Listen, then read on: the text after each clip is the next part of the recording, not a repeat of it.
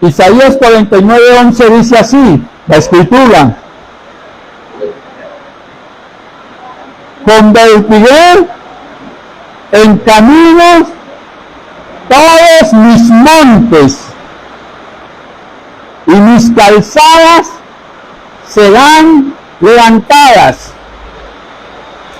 Estábamos hablando en este tema que Dios tiene una agenda de transformación para su pueblo. Dios tiene una agenda de transformación para su pueblo. Y que esa agenda de transformación Él la va a cumplir.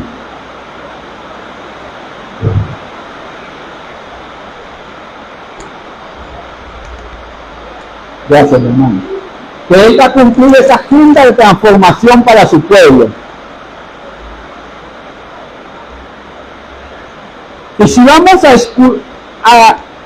esculpar sobre el texto, la Biblia dice que va a convertir en camino.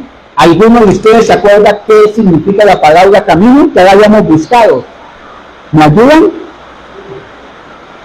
¿Te acuerdas? Camino de la vida. ¿Qué más decía el diccionario?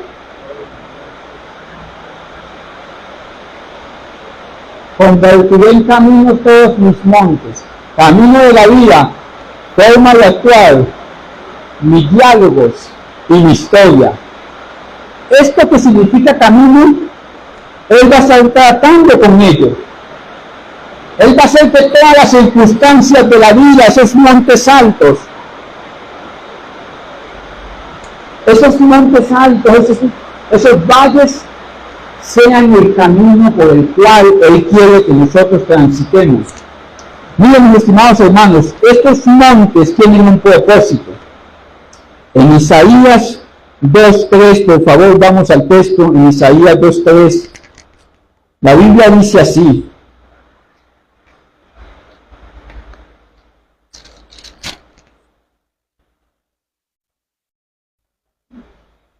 dice, y vendrán muchos pueblos y dirán, venid, subamos al monte de Jehová, a la casa del Dios de Jacob. Hago hincapié aquí.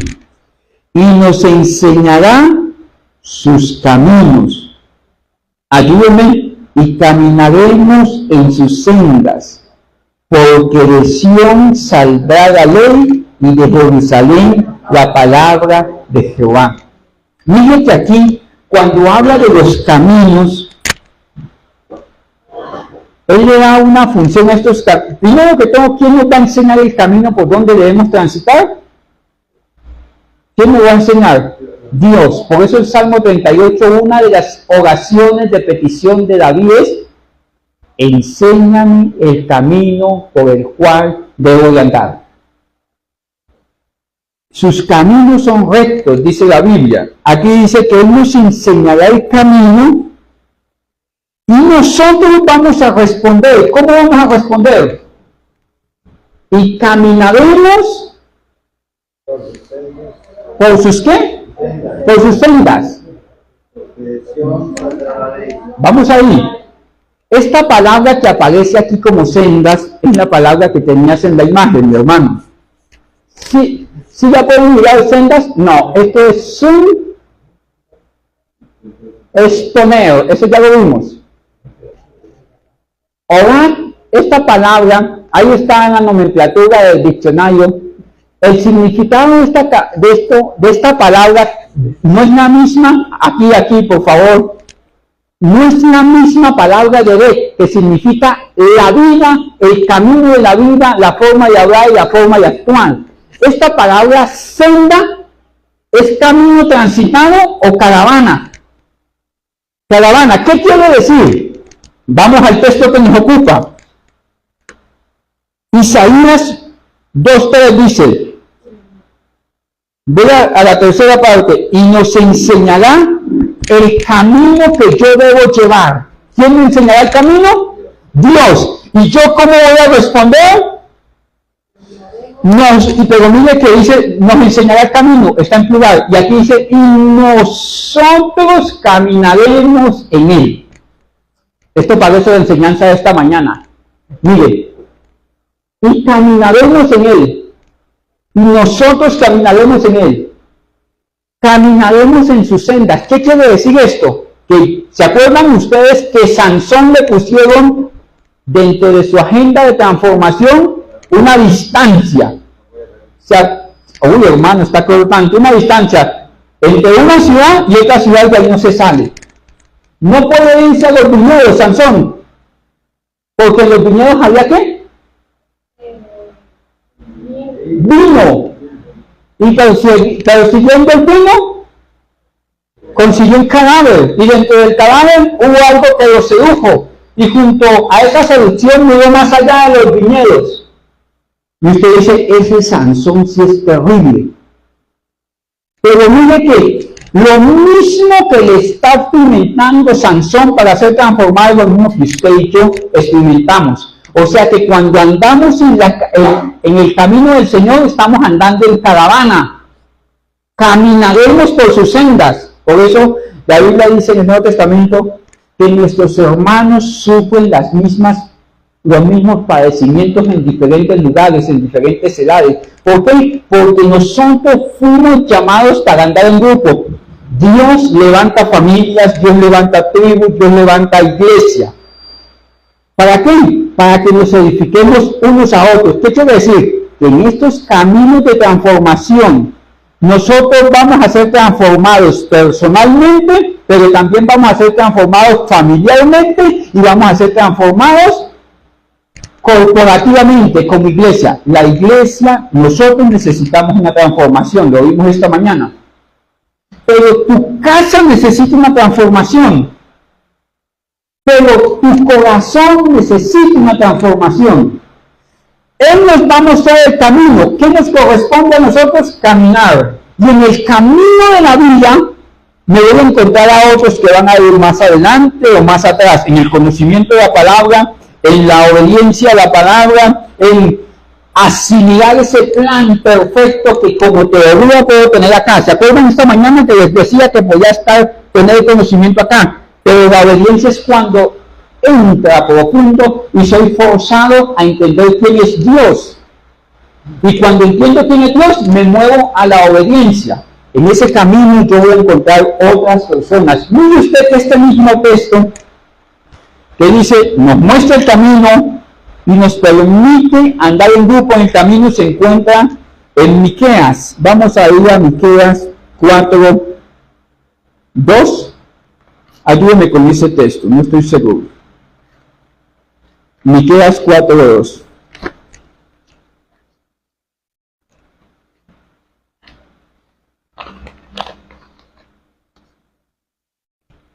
Dice, y vendrán muchas naciones, es el mismo texto, y dirán, venid y subamos al monte de Jehová, a la casa del Dios de Jacob, y nos enseñará. O sea que Él transforma los montes en camino con el propósito de que yo sea enseñado. Y una parte de ser enseñado es que dejen de hacer lo malo y aprendan a hacer lo bueno. Nos enseñará el camino. Acuérdese usted que el fin de la palabra de Dios es instruirnos, es mostrarnos la senda, es que sea como una lámpara. Dice, nos enseñará el camino y andaremos por sus veredas. Esta es la misma palabra caravana. O sea que Él me enseña el camino a mí para que yo ande con mi esposa y mis hijos. Él me enseña el camino a mí para que yo pueda andar con el hermano de la iglesia. Ya no es un camino unipersonal, es un camino para que lo transiten en grupo. La iglesia debe aprender a transitar en grupo, porque hay momentos en el camino en que uno se queda atrás y hay que levantarlo. Hay momentos en el camino en que usted va a tener que echarse a su hijo acá y decir, vamos, andemos en el camino. Pero ¿cuál es el sentido de que andemos en el camino? Mire, andaremos en él, en ese camino, y Él nos va a enseñar. Andaremos en sus veredas. ¿Por qué? Porque hay un lugar donde Dios habita. En el monte, del monte de Sión saldrá la ley, y de Jerusalén su palabra. Él nos va a mostrar el camino. En ese camino nos va a permitir vivir la experiencia de estar acompañado para que nos edifiquemos juntos. En ese edificarnos nos va a guiar hacia Dios. Acuérdense ustedes que cuando aquí dice el monte de Sión, está hablando del monte de la morada de Dios, el monte donde estaba el altar donde podían adorar. Dice, y de Jerusalén saldrá la palabra de Dios. ¿Cuál es el sentido de este camino? ¿Cuál es el sentido en última instancia? Dios convierte sus montes en camino. Dios me coloca una distancia. Dios me hace oposición. Eso lo vimos el domingo antepasado. Sum antilombano. El Espíritu Santo está en mí, contra mí, para que yo no cumpla mis objetivos, sino los objetivos de Dios. Esos montes del ego, de los imperativos de mi alma, Él los reduce y me vence para mostrarme el camino que me conviene. Y a la vez que me está venciendo a mí, está venciendo al que está sentado al lado mío en la iglesia. Y convierte esos grandes montes en un camino. En última instancia, me mete en el camino, me permite ir acompañado y me guía hacia dónde? Hacia la presencia de Dios. ¿Y por qué me quiere llevar a su presencia? ¿Cómo termina este texto? Porque de Sión, del monte de Dios, saldrá la ley, y de Jerusalén la palabra de Jehová. En última instancia, lo que nos va a formar es que atendamos al consejo de Dios. A veces la gente dice, no, es que la letra con sangre entra, mis hermanos. Usted le puede dar palo a un burro y él nunca va a ser un doctor. La palabra dice en Juan 15 que ustedes ya están limpios por las palabras que yo le he hablado. En última instancia, ¿qué es lo que corrige nuestro caminar sobre la tierra? La palabra. Yo puedo pasar muchos montes, incluso yo puedo ser fijado sobre el camino de Dios. Es más, yo puedo ver el ejemplo del que ya se estrelló aquí al lado mío. Y créanme que yo viendo de que él se estrelló contra esa pared, porque íbamos al lado, éramos copartícipes del camino. Si yo no te atesoro la palabra en mi corazón, yo me voy a estrellar. A usted le puede parecer ilógico esto, que yo me puedo estrellar viendo que otro se estrelló. ¿O por qué cree usted que a veces la mamá le dice a la hija, no coloque la mirada en un hombre de esos? Para que no se desilusione porque de pronto yo ya pasé por esas. Y al final de la historia, hace lo contrario a lo que le aconsejaron. ¿Por qué? Porque no es por experiencia.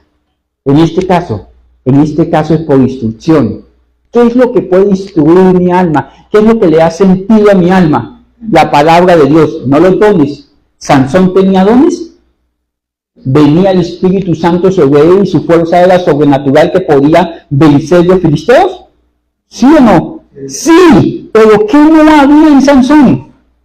No había una obediencia, ni siquiera en alguna medida, a la Escritura. Y Dios nos atrae a Él para que andemos en sus caminos, para que nos acompañemos en sus caravanas, para que seamos instruidos por Él. Ese es el fin último de esto. ¿Hacia dónde va la transformación de todos estos montes, de todos estos valles que permite realzar calzadas y bajar montes? Realzar valles y bajar montes para convertirlos en calzadas.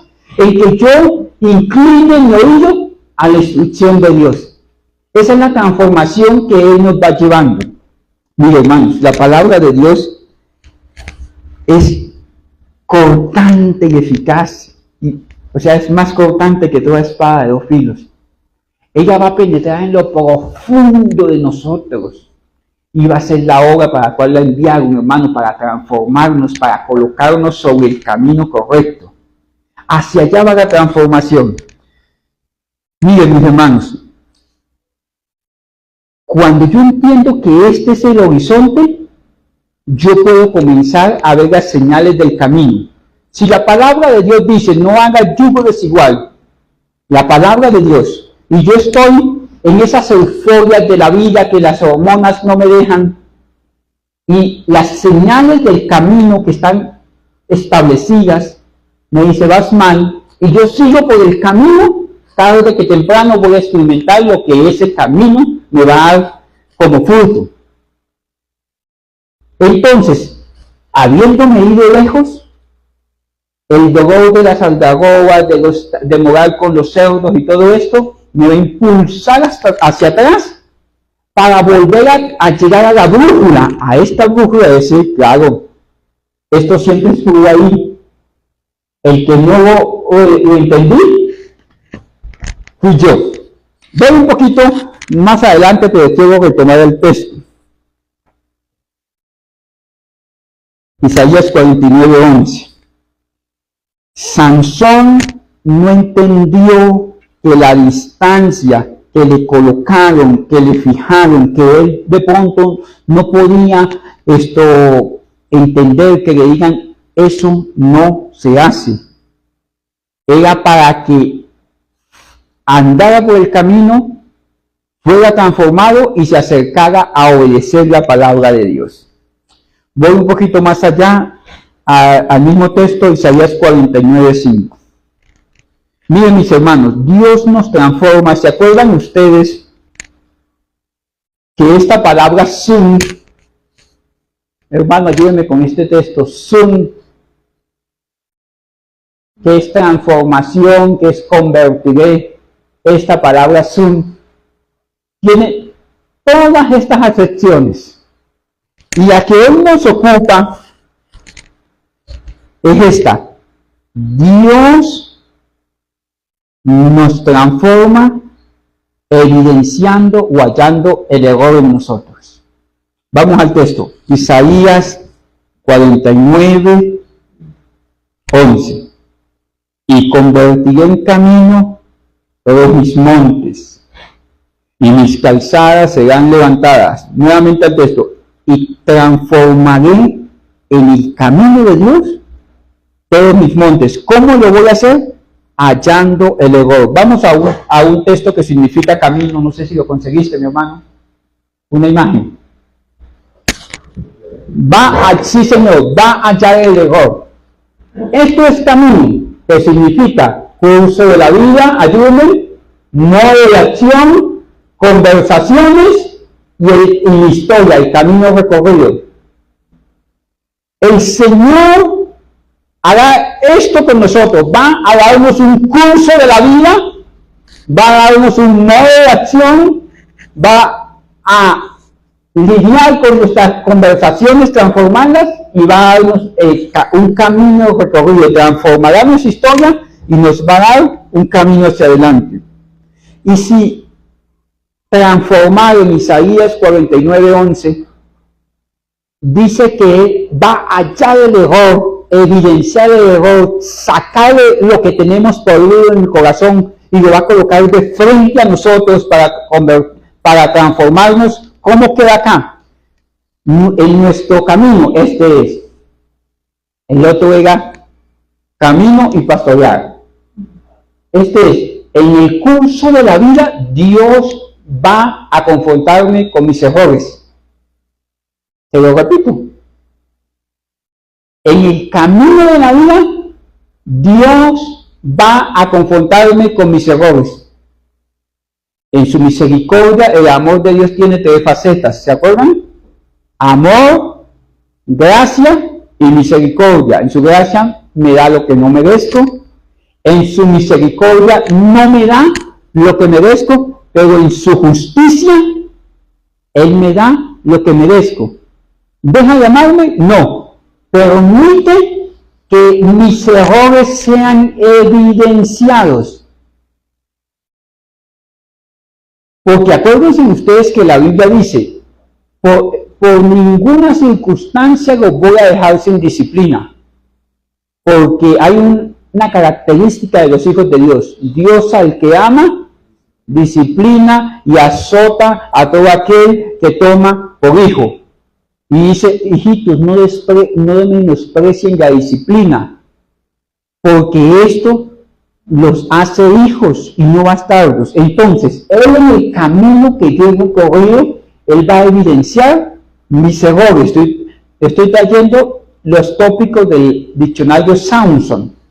En mi modo de acción, Dios me transforma cuando yo, obrando mal, Él saca la tarjeta roja y me dice, estás fuera del lugar.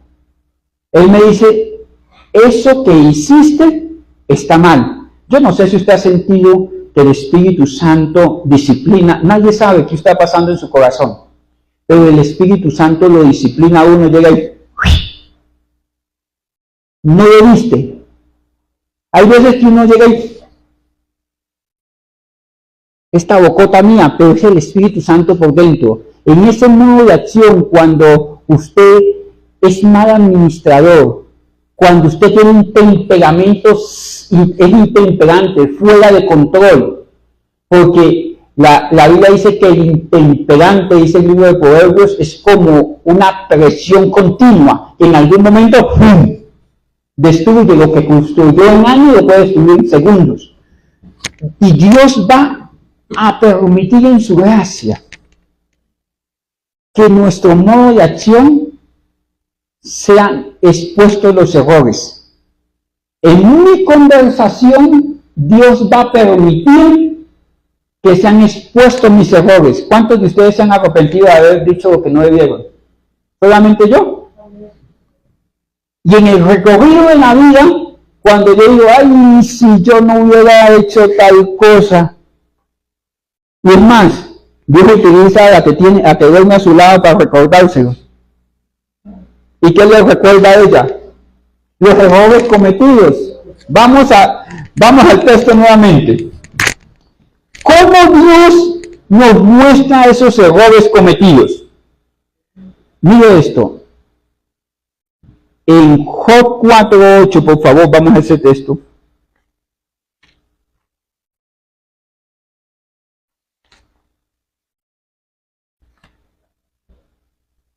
Job 4:8.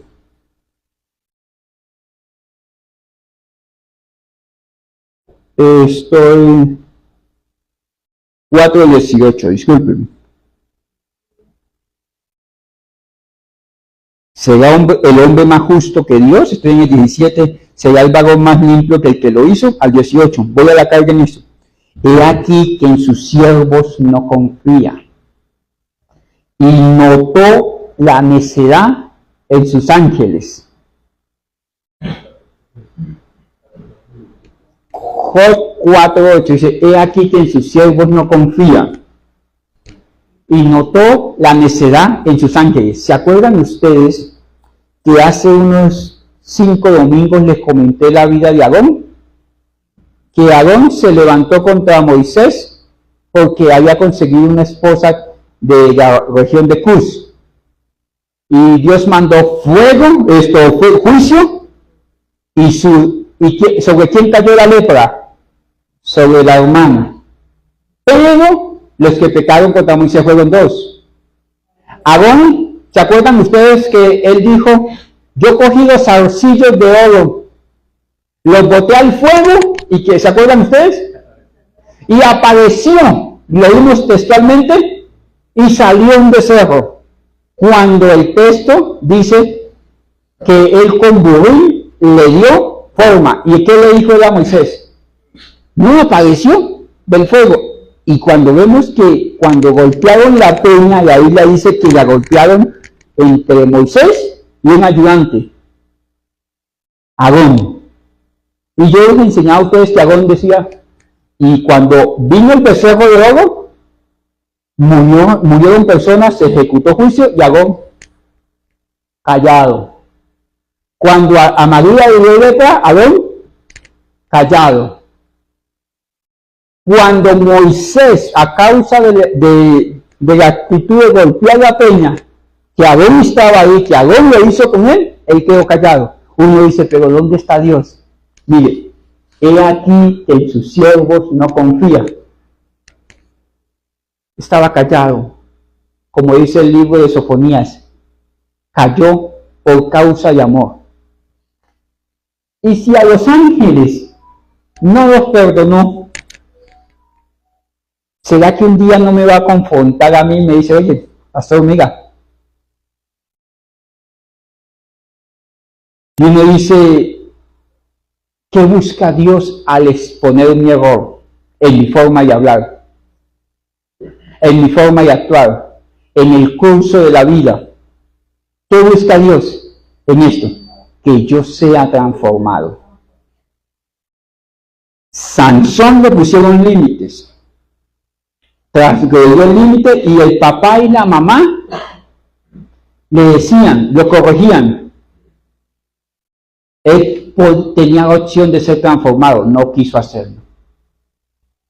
Después, ¿cuántas veces tentó la suerte, discúlpeme el término,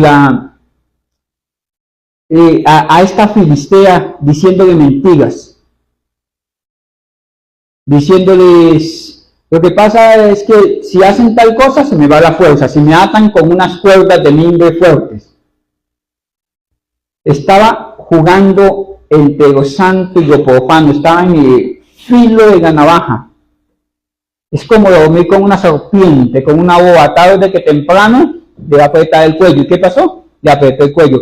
Fue Dios malo cuando levantó la bandera del error y le dijo, mire, ¿no va más? No, sino que ya venía mostrándole sus errores. Y a sus siervos no perdona. Y a sus ángeles no perdona. ¿Por qué? Porque se requiere de los ángeles perfección y de los siervos obediencia. Nadie aprende obediencia si no es corregido. ¿Cuál es el sentido de que andemos por el camino, de que nos acompañemos en las caravanas, de que nos acerquemos al monte de Dios? Que la palabra de Dios nos instruya. Si usted pasan los días y usted cae en las mismas circunstancias, su corazón no cambia, si usted es manso por 3 días y es un ogro por 4 días, la palabra de Dios no lo está moldeando. En cualquier momento sus errores se van a volver más grandes que cualquier circunstancia que usted pueda sortear. Bueno, voy a un poquito más allá. Él haya error en nosotros. Miren, mis hermanos, hay una palabra en el Nuevo Testamento que significa que Dios me ve por dentro. Catoikeo. Miren, vamos antes de eso, a Salmos 139, 23 y 24. Salmos 139. Si usted lo puede leer allí en casa, hay un título que dice la omnipresencia y omnisciencia de Dios. En el 139. Y mire que esta palabra que en el griego es radiografía, es verme por dentro, es la misma que aparece aquí en el Salmo 139, dice, voy al verso 1, permítame ir al verso 1. Oh Jehová, tú me has, en el verso 1, por favor. Salmo 139, verso 1. Oh Jehová, tú me has examinado y me has conocido. Mire eso. Ese examinarme es que él alumbra mis oscuridades. Es como si me hicieran una radiografía. Es que yo puedo estar vestido por fuera, pero delante de Dios estoy desnudo. ¿Sí me va a entender?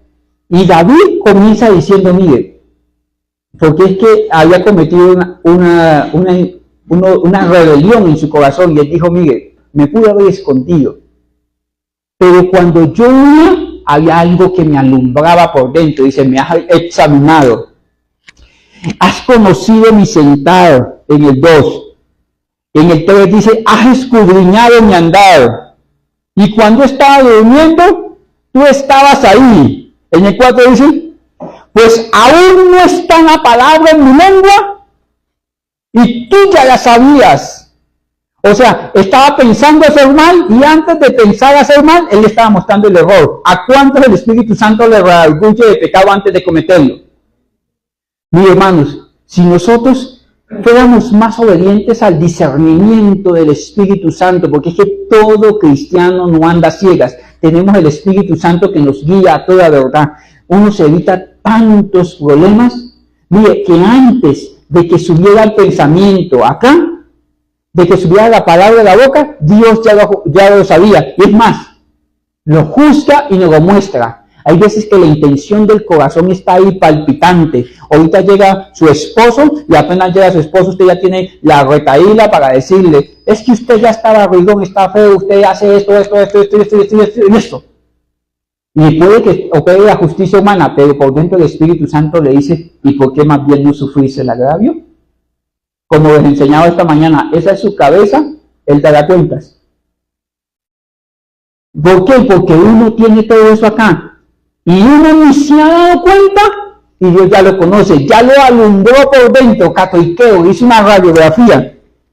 Detrás y delante de mí me rodeaste. ¿Qué quiere decir? Antes de que yo cometa el error, antes de que yo lo oculte, Él ya lo conoce. Y sobre mí pusiste tu mano. En el 7 hay un texto que conocemos mucho. ¿A dónde huiré de tu espíritu? ¿Y a dónde huiré de qué? Ayúdame. Si yo subo a los cielos, allí estás. Si en el Seol hiciere en mi cama, allí estás. Si tomare las alas del alma, allí está el Señor. Aún allí me guiará tu mano. Y si digo en mi mente carnal, las tinieblas me cubrirán. Esos son esos errores que usted o yo tenemos ahí ocultos. Las tinieblas me cubrirán. ¿Qué pasa? Aún en las noches resplandeces alrededor de mí. Mire, hermanos, lo que quiere decir aquí es que yo estoy escondido, que mi papá y mi mamá no sepan. Porque hay cosas que están ahí en el corazón. Que mi papá no sepa, que mi mamá no sepa. Y preciso se me cayó el celular con el texto ahí al frente y mi papá dice, ¿sí se ha dado cuenta usted que ha sido estudiante, que cuando usted tiene copia el profesor ya huele? Ya ninguno se le pega y llega ahí. Y me dice, pero imposible. ¿Sabe por qué? Porque aún en las tinieblas, que dice ahí, aún en las noches, ¿qué pasa? Resplandecerá alrededor mío. ¿Qué quiere decir aquí? Busca, hace la radiografía, alumbra por dentro. Alumbra por dentro. Casi que, discúlpeme el término, yo sé que es abusivo sobre el texto, casi que es un acoso para sacar a la luz lo que está pudriéndose en el corazón nuestro. Eso es lo que estaba sintiendo David. Dijo, es que ni en el Seol podré esconder mis errores. Voy un poquito más allá, dice. El 12 habla de las tinieblas, porque tú me formaste en el vientre en las entrañas de mi madre. Voy al texto que nos ocupa, que es el 23. Ahí sigue diciendo, no puedo esconderme porque mis errores siempre están delante tuyo. En el 23 dice, examíname. En lugar de esconder mi error, voy a ir corriendo como el hijo va al papá. Porque uno que es papá sabe que cuando el hijo se le acerca a decirle, mamá, el platico ese de florecita que le regaló mi papá, que usted quería mucho, ese ya estaba viejito, pero mire que ahorita hay uno sentó a mí, que por no decirle, lo partí. Y uno hace así. Uno llega, Señor, perdóname, usted sabe que mi mujer me saca de quicio. Yo no quería, Señor, pero ella se lo buscaba, aún con los hijos. Aún uno dice, Señor, ayúdeme porque me gasté la quincena en el celular que no debí comprar. Pero usted sabe que soy débil. Está escondiendo. Y una vez le dice al hijo, usted se lo buscó. Al patrón, usted se lo buscó. Y comienza esa contención. Y el que resiste el plan de Dios es resistido por el plan de Dios. David, en esos 22 versículos, comenzó a decir, Dios me ve por dentro, Dios conoce la intención de mi corazón, Dios busca los errores antes de que yo los cometa. ¿Y sabe qué hizo David? Levantó las manos y dijo, ¿sabe qué? Examíneme, me rindo, no voy a volver a esconder mis errores, sino que examíname. Esta es la palabra católica que les dije, examíname, oh Dios, conoce mi corazón, pruébame y conoce mis pensamientos. Y ve, Señor, vea usted si hay en mí camino de perversidad. Y guíame, ayúdame. En el camino de todo, nosotros ahora mismo pedimos en Miqueas, que le dijeron, Sansón, usted tiene un camino a seguir, tiene unas personas con las cuales seguir y te van a llevar a la presencia de Dios, y en la presencia de Dios la palabra te va a perfeccionar. David dijo, ¿sabe qué? Soy defectuoso. Mire esto. El fracaso de la religión está en creer que nos podemos reformar a nosotros mismos. Hay quienes creen que la obra de Cristo fue histórica. No, la obra de Cristo es el paso obligado para ser una nueva criatura, para ser redimido de la condición humana. Estamos atestados de faltas, de pecados, que necesitamos decir como David, examíname, voy al 24, ve si en mí hay un camino de perversidad, y una vez vea esas inclinaciones al mal en el curso de la vida que tengo desde mis padres, que no atendieron a tu palabra, que no pudieron obedecer completamente a tu palabra, el camino de la vida donde yo nací, en ese hogar donde lo que yo miraba era maltrato, de pronto desorden, de pronto alejamiento de las cosas de Dios. Examina el camino de la vida, examina mi forma de hablar, examina mi forma de actuar, examina mi forma de acción, examínalo, Dios, y tenga una misericordia especial y muéstramelo. Porque mire, hermanos, lo maravilloso que hay cuando Dios nos evidencia los errores es que los podemos evitar. Los podemos evitar. Podemos obedecer al plan de Dios y evitarnos la disciplina del error que podíamos haber cometido. Cuando Dios dice, mire, hay algo en tu historia de vida que te está tendiendo al mal. Hay algo en tu carácter que lo aprendiste de papá y de mamá y te mofas, te ufanas cuando dice, el que me quiera así, porque así me enseñó mi mamita, así me enseñó mi papito, él era fuerte de carácter y entonces yo no me doblego, yo no hago. Es mejor que le digan, mira, estás repitiendo una historia.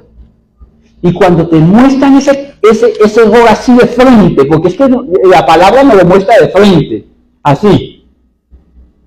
En el hijo pródigo nos vemos nosotros desagradecidos, sensuales, apartados de Dios, y misericordia con la obra que Dios de bienestar que Dios tiene en su casa. Nos alejamos. Cuando se aleja el hijo pródigo, somos nosotros cuando nos alejamos de un Dios que nos está esperando para amarnos. Cuando preferimos lo profano, lo cochino, lo sucio de los cerdos, es cuando preferimos cualquier cosa antes de hacer la voluntad de Dios. Y en esos espejos nos vemos nosotros.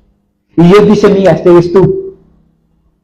Usted sabe que hayan profetas cascarrabias, hayan profetas llorones, hayan profetas pretenciosos como Elías, que se reía aún de la adversidad de los demás. Y en eso nos vemos nosotros. Voy un poquito más allí. Mis hermanos, en el Salmo 73, este señor llamado Asaf, verso 22, no tuvo la misma gracia que nosotros con la escritura. Asaf cantaba en la casa del Señor. Yo ya les dije que habían los coatitas, los hijos de Jebudú, y estos venían este Asaf era de los que interpretaba los instrumentos. Y usted lo miraba bien en la casa de Dios.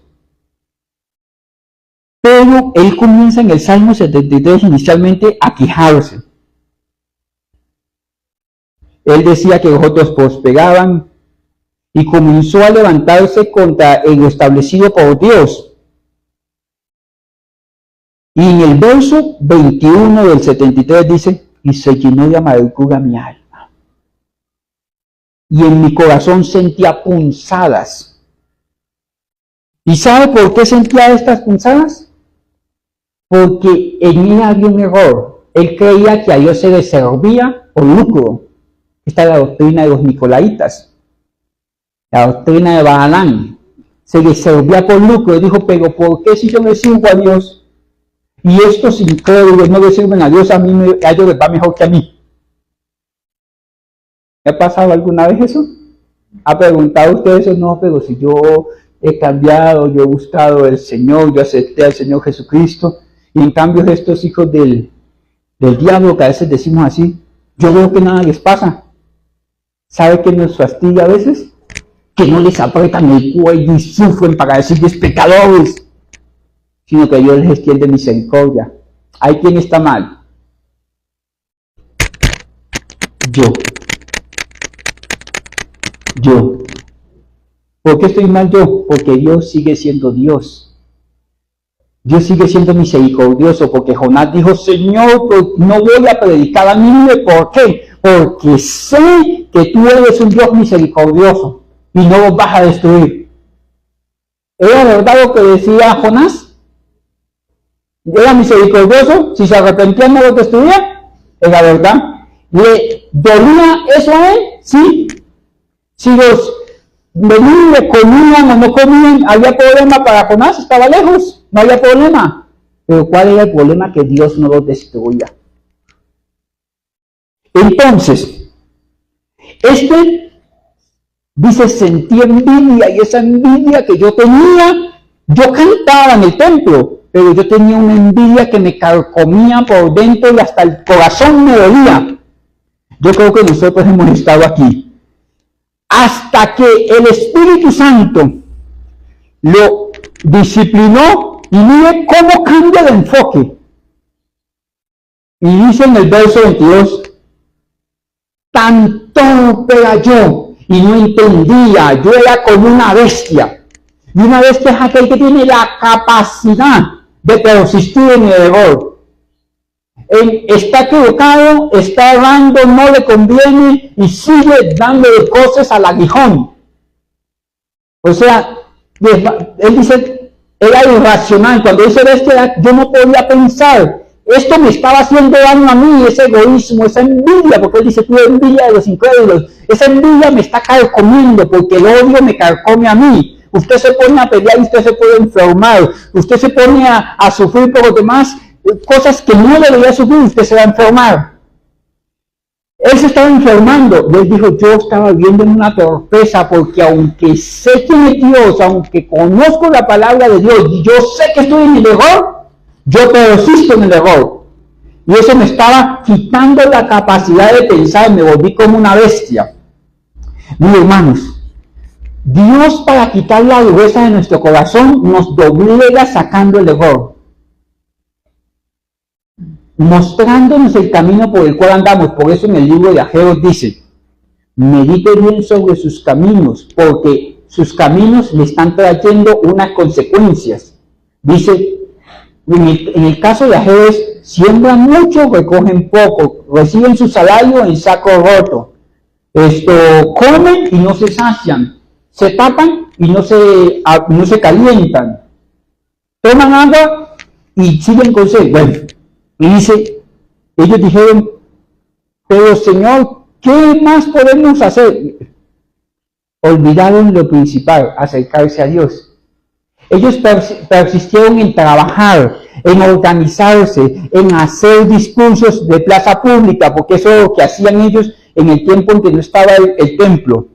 Y Dios le dijo, no importa qué hagan, el error va a estar siempre delante de mí. Bueno, entonces Dios trae ese error a flote con el fin de que nosotros seamos disciplinados a través de esto. Mire lo que dice Jeremías 15:19.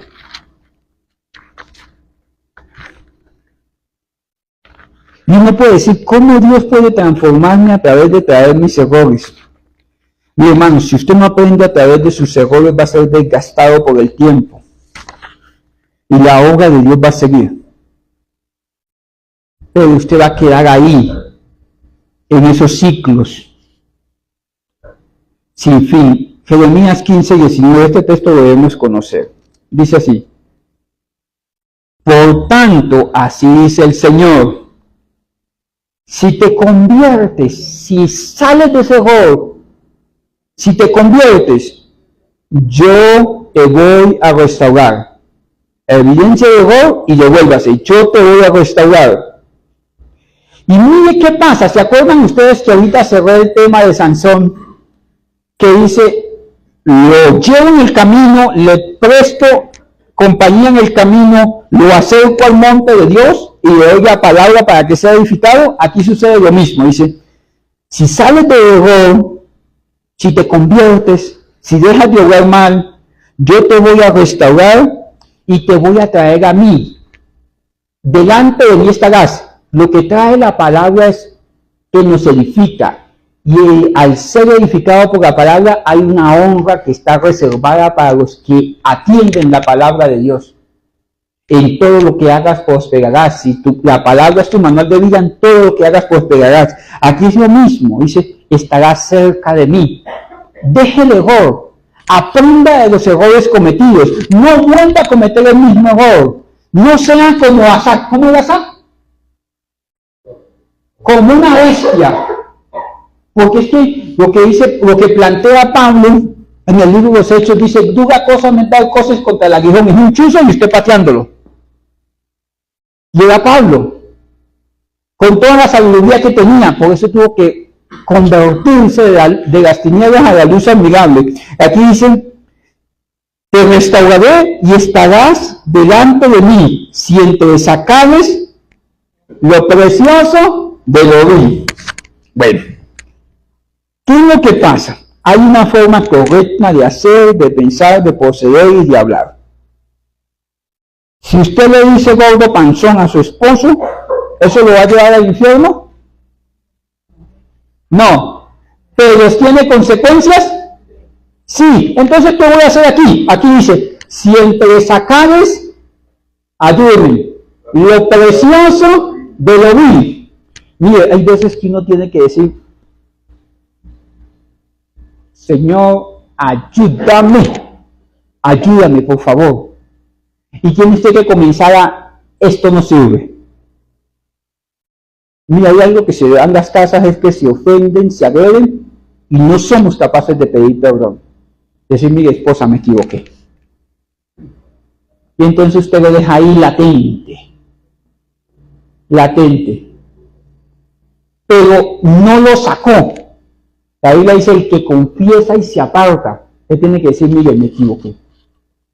Aún a mi papá, yo después de viejo dije, ¿sabe qué, viejo? He procedido mal. A mis hijos, yo no soy un modelo a seguir, pero le dije, ¿sabe qué, chino? Me equivoqué. Estaba equivocado. A algunos de ustedes le he dicho, hermano, sí, yo acepto que me he equivocado. Y las cosas no son como yo digo, como usted dice. No lo entendí así. No tengo problema de entresacar lo precioso de lo vil.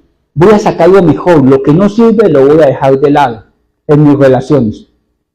Uno constantemente durante el día tiene que estar vigilando sus acciones, sus palabras, que las meditaciones, que las palabras de mi boca y la meditación de mi corazón sean agradables a Dios. Porque si usted no es capaz de sacar lo precioso de lo vil, usted va a mezclar lo santo con lo profano. Usted va a estar viendo en la dirección equivocada. Usted va a estar caminando por un camino el cual no lo va a acercar a Dios, sino que al fin la instrucción va a ser perdida. Dice, si entre sacares lo precioso de lo vil, serás como mi boca. Aquí vuelve a hablar de la palabra de Dios. Va a ser como la perfección de la palabra. Como que fuésemos esculpidos por el texto de la palabra. Mira lo que dice la palabra. Al hablar de ser esculpidos por el texto de la palabra. Estoy en Salmos 1.1. Bienaventurado el varón. ¿Se acuerdan? Que no anduvo, ¿cuáles son las características de él? Que no anduvo en consejo de malos, ni en silla de escarnecedores se ha sentado, sino que en la preciosa ley de Dios medita de día y de noche. Y las consecuencias de ser esculpido por la palabra, porque en la preciosa ley del Señor se deleita de día y de noche. ¿Sí ven la herramienta ahí? Dice, será como árbol plantado junto a corrientes de agua que da su fruto en su tiempo y su hoja no cae. ¿Por qué? Porque se dio la tarea de sacar lo precioso de lo vil mío. Yo le digo a mi hermano, que es el que vive conmigo, a mi hija, y yo ha sonado muy filosófico. Es una frase de Meditaciones de Marco Tulio, se llama el libro, dice, la esposa del César no solamente tiene que ser, sino tiene que parecer. ¿A qué me refiero? Si yo soy cristiano, mis palabras deben ser como las de un cristiano. Punto. Mis modales deben ser como los de un cristiano. Si yo soy casado, yo no puedo andar como el hermano pulpo de la iglesia. No, pero pastor, usted sí es carnalote, usted siempre piensa mal. No. No solamente es una ética, sino una estética. Mire, hermanos, cuando usted va pasando por la cantina, los borrachos, y hay un montón de desorden ahí, y usted se sienta ahí a hacerle barra al diablo, y otro va y, uy, pero el pastor está como tomando ahí, mira, ahí hay como 20 botellas, ya se tomó 20 de esas grandototas. Le tomaron una foto, usted no alcanza a entender la dimensión del daño que le pueden hacer al evangelio por eso. Usted me dice, pero pastor, yo no estaba haciendo nada. Hermano, ¿acaso todo el mundo sabe que usted no estaba haciendo nada? Claro que el daño puede ser mucho. ¿Por qué? Porque no se ha dejado moldear de esas partes, recuerdos de la palabra. Cuando le dice a la mujer, vístase con decoro decentemente. Entonces alguien me dice, no, pero pastor, es la mente podrida de los hombres que son los maltratadores, así como dice la canción. El acosador eres tú. No, hermana, es que la palabra lo dice. ¿Qué dice ahí? Vístase con decoro. ¿Qué me cuesta obedecer esto? Hombres, honra a su esposa y trátela como a vaso más frágil. No, pero es que ella manda, ya es fuerte, sí, pero la palabra le aconseja. Hágalo ahí. Y estos padres no provoquen a ir a vuestros hijos. Sí, pero yo soy el que manda en la casa. Sí, pero la palabra lo aconseja. Hágalo ahí y se deja moldear. Y mira lo que dice aquí. Serás como mi boca. El mejor de todos los testimonios no es que usted recite la palabra, sino cuando alguien diga, mire, ese hermano, desde que está asistiendo a la congregación, ha sido cambiado. Es una persona que ha tratado, en medio de sus deficiencias, de andar con integridad, de obedecer. Va a ser como la palabra hablada del Señor, porque el mejor de todos los testimonios, hermano, es que yo pueda decir, mire, el pecador que hay aquí en Pedronillo emprendió un camino de transformación y de cambio hacia la obediencia de la palabra de Dios. Porque si no, ¿qué va a pasar? Si yo no te saco lo precioso de lo vil, si yo dejo que todo ese montón de errores estén ahí, ¿qué va a pasar? Conviértanse en ellos a ti. Ayúdame. Y tú no te conviertas a ellos. Aquí está diciendo, déjese moldear de la palabra, saque lo que no sirve, saque esos errores, no siga dando viviendo los mismos procesos de disciplina, las mismas circunstancias. Así no hay predicación que llegue a ningún lado. Ellos no se van a convertir así, pero si sacas lo precioso de lo vil, si sacas las cosas, si comienzas a seguir ordenando la casa, sin que estés persiguiendo a nadie, ellos van a entender el mensaje del Evangelio. Ellos se van a convertir a tu nueva manera de vivir. Van a dejar que el Espíritu Santo moldee a través del testimonio una nueva esperanza para ellos. Tengo que avanzar. Que yo sé que los que están en ayuno están diciendo, pastor, mire hermano, Josué 7:4, este texto lo conocemos. Este texto lo conocemos y mire este error que el Señor saca en evidencia. Ustedes lo conocen. Acán, Dios le dice al pueblo de Israel en el mandato de Josué, vayan, conquisten el pueblo y no tomen nada del botín. Porque la palabra de Dios es recta. Es un estatuto recto, justo. Y dice, mire, no te vas a creer los senderos antiguos. Y usted dice, no, pero ¿por qué no puedo transgredir los senderos antiguos si estoy en un mundo más moderno, en el siglo XXI? La Biblia dice, no os transgredas. Eso es suficiente. a ellos les dan una instrucción. La instrucción es: conquisten el pueblo y no saquen nada del botín. Un hombre llamado Acán, aquí, un hombre llamado Acán, ese es el 721, por favor.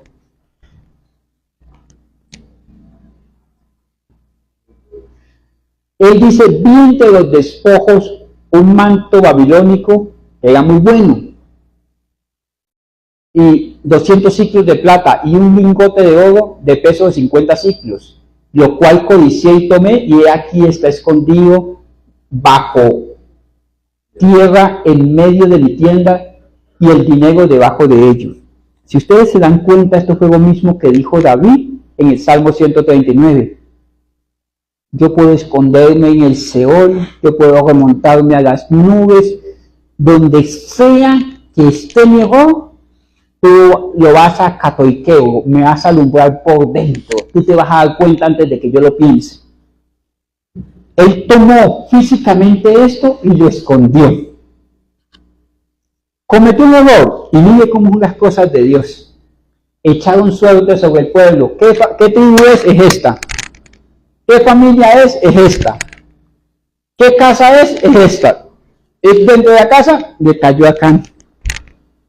Uno dice: definitivamente Dios, cuando quiere sacarlo, las cosas a la luz, hermano, mire, así pase lo que pase, Él alumbrará mis oscuridades, dice el Salmo 39.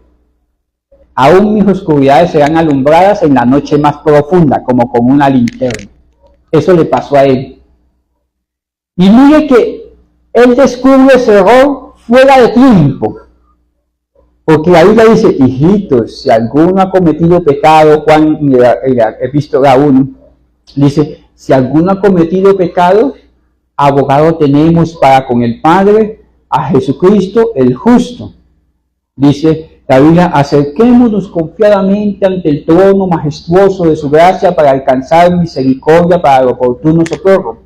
Primera de Corintios 11 dice que pruébese cada uno a sí mismo, para que venga y se ponga cuentas con el Señor antes de tomar la cena. La Biblia dice que probemos nuestras obras para que no seamos condenados por el mundo. ¿A qué me refiero con esto? Yo cometo el error. Dios me va a traer a la luz. Pero en ese traer a la luz y evidenciar las consecuencias de ese error, hay un tiempo de gracia en que yo puedo decir: he fallado contra el cielo y contra ti. No soy digno, pero aquí estoy. Si usted deja pasar ese tiempo de gracia, yo le decía a mis hijos: uno, comienza el tiempo de gracia. Cuando eran tres, le decía: llegó el tiempo de la disciplina, hijo. No, papá, que mire que esto... No, llegó el tiempo de la disciplina. Así a veces es Dios. Llega el tiempo de gracia, comienza a correr el cronómetro. Cuando llega el tiempo de la disciplina, como les dije que la justicia anda con zapatos ¿de qué? ¿Se acuerda, maestro? De algodón. Cuando llega el tiempo de la disciplina, el cronómetro pi. ¿Dónde está el error? No, que nadie sabe. Dios ya sabía debajo de qué estaba conformado, quién lo había transportado. Venían ya las consecuencias del error. Cuando yo me acerco a Dios como hijo arrepentido, el que confiesa su pecado y se aparta, me voy a evitar el proceso. Dios me va a llevar por la vía de la restauración, pero si por el contrario, lo oculto, digo: no, aquí está fallando todo el mundo menos yo, Él me va a llevar a ser confrontado con las consecuencias de mis errores. Y todos somos hombres defectuosos, corrompidos hasta la médula, y tenemos errores. Usted dice: no, pastor, pero usted está hablando de mí. Porque yo decía así cuando era oveja: es que el pastor siempre me deja a mí. No. También estoy hablando de mí como pastor. ¿Sí me hago entender? También estoy hablando de mí como persona. Porque estamos hechos del mismo material. Estamos en las manos del mismo Dios. Vivimos los mismos procesos. Estamos en la misma senda, en la misma caravana para ser edificados. Este hombre lo escondió Y él, mire esto me parece, esto me espeluca, sufrió las consecuencias él. No sé en una parte de ese texto más adelante dicen, sáquenlo a él, saquen su familia, saquen sus pertenencias, saquen sus ovejas y saquen sus ganados y llévenlos al desierto. Y todo el pueblo de Israel los apedreó. ¿No les parece a ustedes que por un error no confesado la pérdida fue mucho? Sus hijos, su descendencia, su ganado. ¿Qué culpa tenía el ganado? Las ovejitas. Miren, hermanos, cuando yo soy el Jonás de la familia,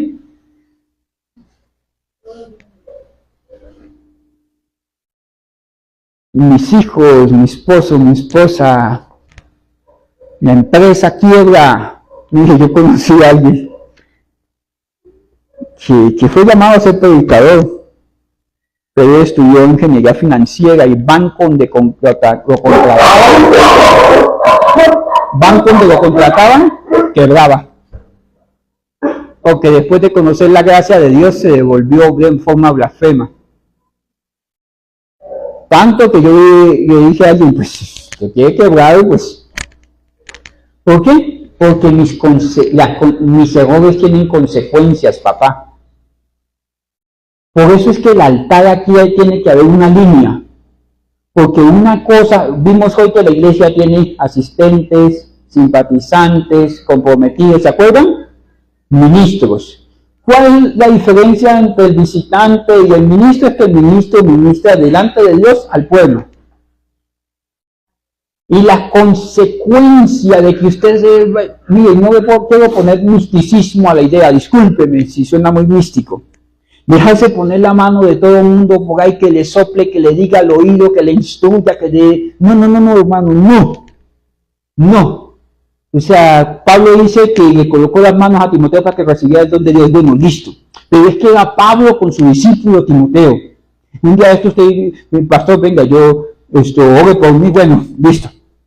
Pero es que no puede usted andar por ahí que en el televisor que dice, levante la mano, ponga una rosa, no sé qué, y un vasito de agua para que después tómeselo. Espérese, hermano, usted quién se está dejando ministrar, usted no lo conoce. Por eso la Biblia dice que es necesario que los ancianos sean de buen testimonio de los de adentro y de los de afuera, que usted vea el fruto del Espíritu en esa persona, porque si no, le va a acarrear de lo que tiene su alma, de la amargura de su corazón, de la desobediencia de su corazón, de la avaricia de su corazón. ¿Me hago entender?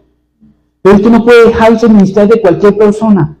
¿Por qué? Porque un error en el ministerio puede acabar la congregación. Un error, papá, mamá, cualquiera que sea, mire, no quiero sonar traumático, pero un mal negocio, una deuda, lo puede dejar usted parqueado 10, 15 años. Que rematen su casa, que el carro que compró en 60 millones lo tenga que vender en 30 y no alcanzan a cubrir la cuota, la plata que debe, lo puede dejar usted parqueado 30 años. ¿Su hijo va a sufrir las consecuencias de ese error financiero? Sí, con eso podía pagar la matrícula, con eso podía vivir mejor, pero ¿quién cometió el error? El papá. ¿Quién cometió el error aquí? Acá. Dios nos levanta la bandera aún antes, mi hermano. Yo entiendo, yo creo, estoy firmemente convencido que el Espíritu Santo nos ayuda en nuestras debilidades, porque es lo que la palabra del Señor dice en Romanos 8:26. Y un cristiano que me diga, fue que se me metió en la cama, fue que se me sacaron los billetes del bolsillo, que fue que una cosa u otra, eso no lo creo. ¿Sabe por qué? Porque a diferencia de los del mundo, nosotros no andamos a ciegas. Tenemos el Espíritu Santo de Dios que nos alumbra el entendimiento. ¿Seguí yo, maestro? Tenemos el Espíritu Santo que nos alumbra el entendimiento. Ya otra cosa es que nosotros no le hagamos caso al Espíritu Santo de Dios. Porque, mi hermano, usted sabe qué le conviene y qué no le conviene. Hay personas que llegan a su casa y una vez llegan a la casa, usted sabe que va a ser para conflicto. Hay personas que llegan a su vida y usted sabe, hermano, que va a ser para conflicto. Y usted viene y le dice a unos pastores, ¿será que